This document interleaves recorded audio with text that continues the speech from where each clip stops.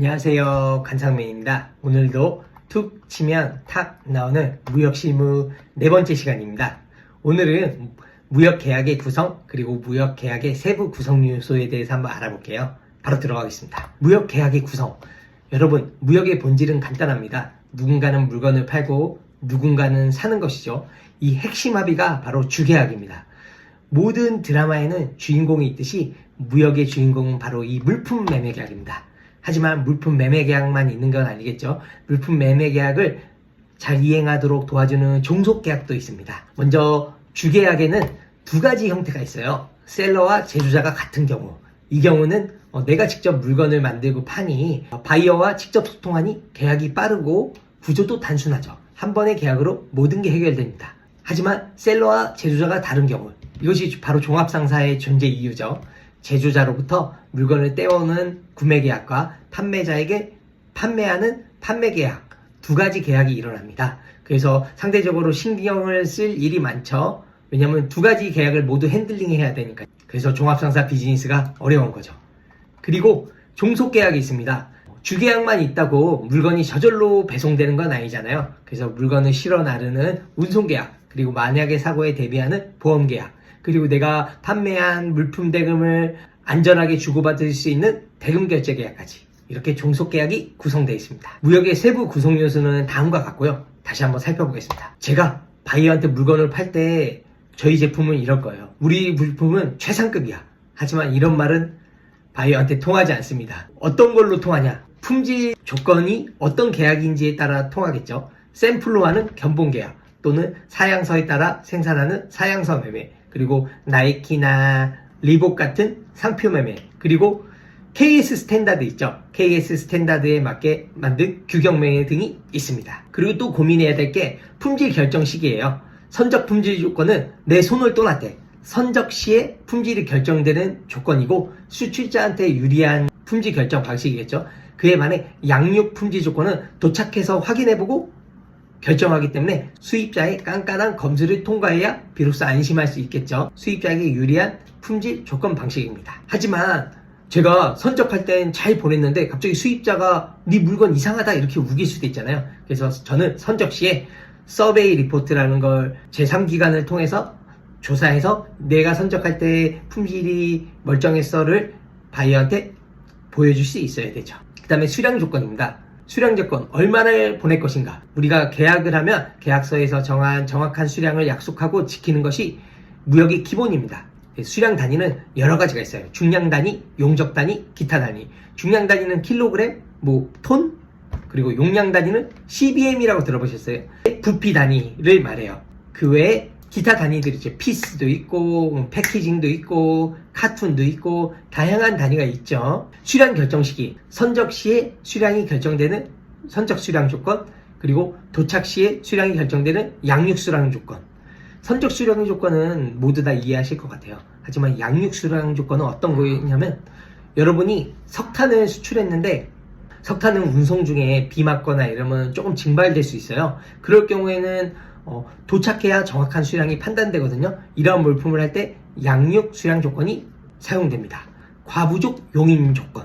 여러분, 제가 선적 시에 석탄 10,000톤을 보냈는데 운송 중에 비 맞고 이래서 조금 날아갔어요. 한 50톤 정도. 그런데 수입자가 이걸 계약 위반이라고 하면 너무 억울하잖아요. 이건 자연적인 현상인데, 그래서 당사자끼리 계약할 때 그래 10,000톤을 보내지만 플러스 마이너스 500톤까지는 계약 범위 안에 해줘, 이러면은 제가 50톤 감소한 거는 충분히 계약을 위반한 게 아니라 계약을 지킨 것으로 판단되는 거죠. 그래서 이 과부족 용인 조항 매우 중요하고요. 그 다음에 가격 조건입니다. 얼마에 팔 것인가 매우 중요하죠. 비즈니스의 결론은 결국 가격이에요. 어떤 항목이 들어있는지 잘 알아야 돼요. 그래서 상품의 기본 가격, 포장비, 운송비, 보험료, 관세 통관 비용 등을 고려해서 가격을 내야 되는 거죠. 실제 무역에서는 인코텀즈를 통해서 많이 가격을 내요. 이거는 향후에 다시 한번 살펴보기로 하고요. 그리고 통화도 명확히 표현해야 됩니다. 달러로 할지, 원화로 할지, 아니면 위안화로 할지. 그 다음에 결제 조건입니다. 여러분, 돈을 어떻게 받을 것인가. 제가 물건을 줬는데 돈이 안 와요. 상상하기도 싫은 악몽이죠. 결제 조건은 단순히 얼마를 넘어서 어떤 방식으로 언제 받을지 서로의 신뢰를 시스템으로 보장하는 방식입니다. 그래서 결제 지급 방식에는 단순 송금 방식인 PT가 있고, 그리고 은행이 대금 지급을 보증해주는 신용장 방식, 그리고 은행을 통하지만 대금은 지급해주지 않는 추신 방식 등이 있습니다. 결제 시기에 따라 바이어가 돈을 먼저 주는 선지급 방식, 그리고 바이어가 나중에 주는 후지급 방식도 있고, 서로 동시에 지급하는 동시지급 방식이 있죠. 다음으로 선적 조건입니다. 선적 조건은 언제 어떻게 보낼 것인가입니다. 물건을 잘 만드는 것만큼 중요한 것이 제때 보내는 거예요. 그래서 선적 조건은 어떤 운송수단을 이용해 어떻게 보낼지 결정하는 약속이죠. 그래서 선적 조건은 선적 시기를 명확하게 기재해야 돼요. 애매한 표현은 절대 삼가하셔야 됩니다. 그래서 보시는 바와 같이 구체적인 날짜를 정해주거나 시간 범위도 명확하게 정해주는 게 좋습니다. 선적 조건에는 한 번에 보내는 방법도 있지만 분할 선적도 있고 환적도 있고 할부 선적도 있습니다. 분할 선적은 어떤 거냐면, 제가 100톤 계약을 했는데 이거를 한 번에 못 보냈어요. 50톤 보내고 이번에 30톤 보내고 다음에 20톤 보내고 이거고, 환적은 트랜시먼트 있죠. 배를 갈아타는 거. 할부 선적은 N시장 쪽 계약을 300톤 했는데 1월에 100톤, 2월에 100톤, 3월에 100톤 이렇게 할부로 나눠서 보내는 걸 할부 선적이라고 합니다. 그 다음에 보험 조건입니다. 물건을 배에 실었다고 해서 끝이 아닙니다. 망망대해에서 예기치 못한 사고로 화물이 파손되거나 손상된다면 누가 그 책임을 질지 정하는 것이 바로 보험 조건입니다. 항상 최악의 상황에 대비해야 돼요.